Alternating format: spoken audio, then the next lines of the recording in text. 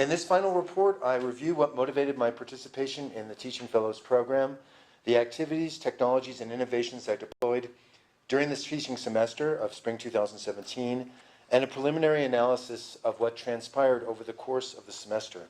I conclude with questions and ideas about how to proceed following the end of the fellowship, and there are more questions than answers. I participated in the UNM Teaching Fellows program in order to advance my pedagogy in Anthropology 101, the Introduction to Anthropology, a class which typically enrolls between 100 and 250 students, mainly freshmen.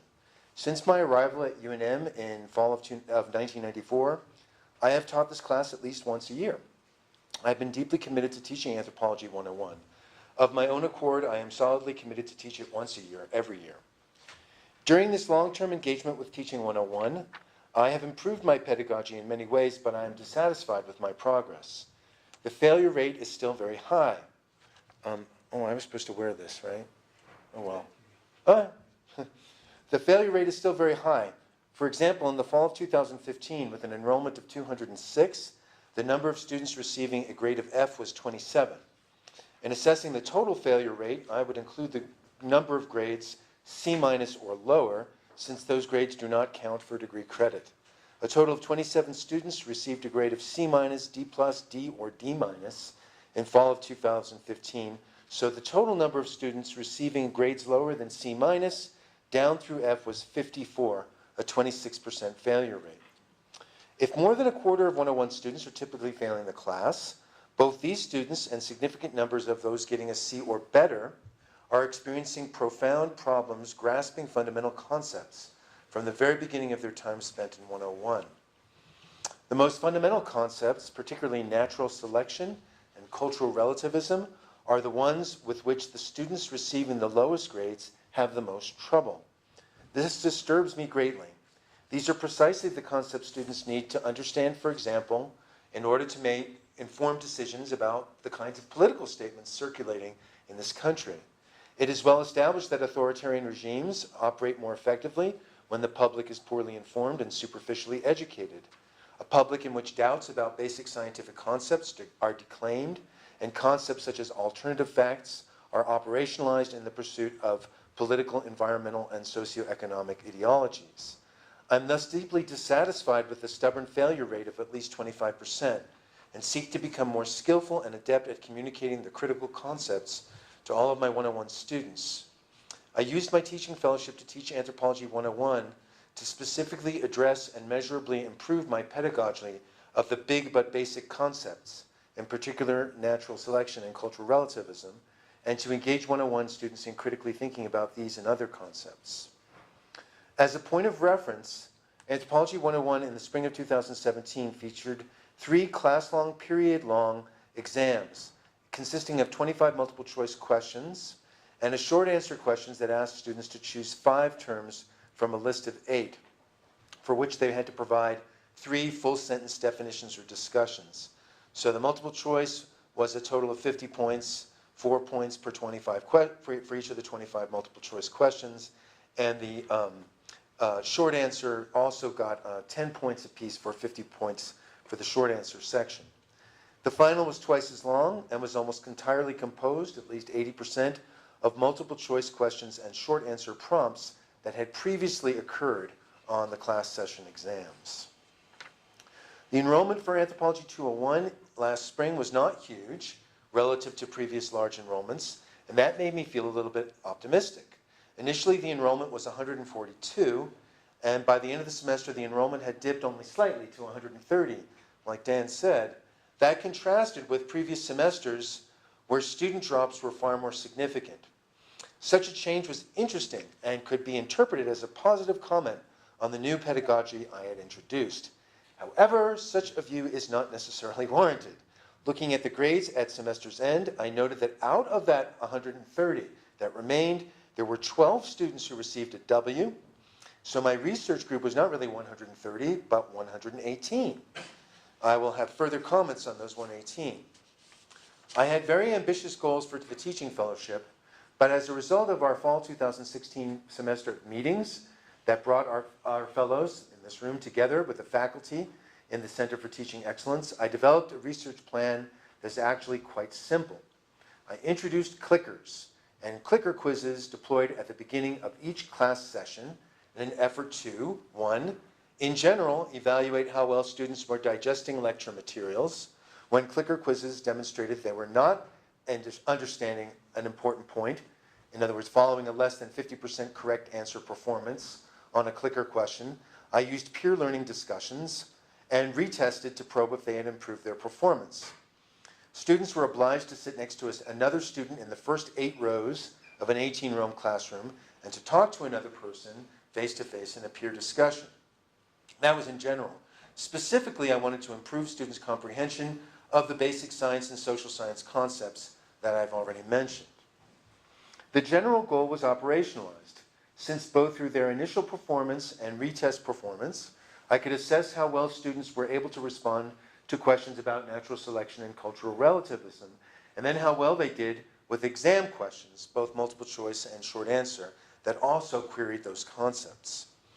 At 3 points during the semester, I used the clicker quizzes to also probe whether students thought the use of clickers was helping them, and particularly helping them to understand the key concepts. On all 3 of those occasions, more than 3/4 of the students opined that they thought the clicker quizzes were helpful. But the research innovation design was problematic in that the specific goal was less easily captured. I have a very strong sense about how my students have been doing in the past 10 years with respect to understanding these important concepts. The clicker quizzes and test scores, in my opinion, probed how well students were able to take multiple choice exams that asked them to respond correctly to complex concepts such as natural selection and cultural relativism. So I think they did better. I know they did better on their multiple choice questions. Whether such measures really speak to the issue of comprehension is another question altogether. The clicker quizzes improved the scores in the multiple choice section of the exams, like I said. I cannot prove that statistically because I don't have the scores specific to the multiple choice section of tests from previous years, so I can't do that, but I know it's true, okay? I'm nevertheless certain of this. By a margin of about 70% to 30%, the students agreed that the clicker quizzes had prepared them to do better on multiple choice questions. While once again, I do not have statistic data to back up my observation because I don't have the material from previous classes that I've taught, I will attest that in general, and in relation to all prompts, there was very little improvement in the short answer section of the class-long exams. And in particular, there was little or no improvement in the written responses to natural selection and cultural relativism prompts. I do think students took the task of responding to these specific prompts more seriously, no doubt because of my emphasis upon their comprehension of the concepts and my persistent questioning about these concepts on many of the clicker quizzes and the appearance of the prompts for these concepts on every exam, including the final. There's some stuff I've learned since then also from looking at their comments, both on ratemyprofessor.com and also their evaluation kit materials. I implemented one exercise to specifically address the students' performance on the short answer essays. During the second class-long exam, I separated the short answer prompts into 2 sections. The first section was the standard short answer section, i.e. a list of prompts from which the students picked 5, about which they wrote 3-sentence essays.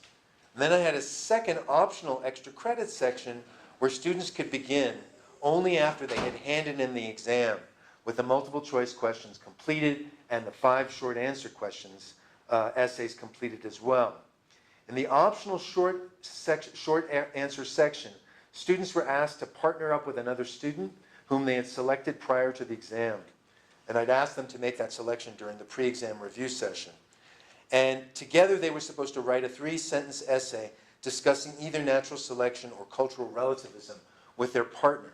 And then they handed in a single essay, the 2 of them together, which was then graded, and a specific grade was added onto the overall exam grade for each of the 2 student teams that participated in the extra credit exercise. The students who chose not to participate were not penalized, but those who did participate had the opportunity to improve their test grade by up to 10 points. The essays about natural selection and cultural relativism handed in by the 2-person teams for exam 2 were better than what I had seen in the first exam. They were not fantastically better, but they were better. But in the end, the final semester grades for this class were not substantively better than in past semesters with respect to the failure rate. 16 students got an F, 17 received a C minus, D plus, D, or D minus. That means that 33 out of the 130, or 25.4%, failed to get degree credit, which is not a statistical improvement over past semesters.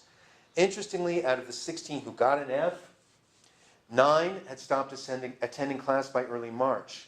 In other words, these are the students who should have dropped the class, but they either did not bother to, did not know how to, or were confused about how to behave under the circumstances. None of those possibilities are upbeat ones, let's admit it.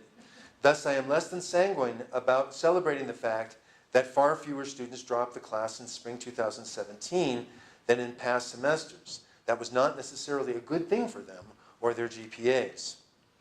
The other thing that I learned from looking at their ratemyprofessor.com comments and their evaluation kit comments is that they thought that I don't know how to ask good clicker questions, because I was constantly revising them with their help and input. I'd say, how could this be phrased better so that you would understand what I'm asking? And I thought, this is so cool. I'm learning about what they know, how to ask better questions. And they thought, oh, what a jerk. He doesn't know how to ask good questions. Clickers and clicker quizzes are obviously not a magic bullet to better class performance. Surprise, not really. To the extent that clicker quizzes improve performance on the multiple choice sections of my exams, I am not necessarily all that happy about that outcome either. After all, isn't our standard critique of high school in the No Child Left Behind era that all instruction is geared to testing and test performance? In that sense, all that the clicker quizzes did was play into that model of teaching to the test and measuring success by test grades. But I did feel that the clicker quizzes allowed me to be more engaged with my students in an immediate way I have not experienced in the past, and at least to seemingly be more in touch with how they were doing on an ongoing and constant basis. At least 3/4 of the time, when less than half of the students selected the correct answer to a clicker quiz question, the retest, following a 3-minute peer discussion, significantly improved the percentage getting the correct answer in the retest. But about 1/4 of the time, the percentage of students getting the correct answer in the retest did not improve significantly. In those cases, I then embarked on an additional discussion with the class and was able to get many students to ask questions and to comment upon why they had answered questions the way they had. In this way, through the clicker quizzes, I learned the ways multiple choice questions could be worded in a confusing or misleading manner. Consequently, I think my exam questions were much better worded.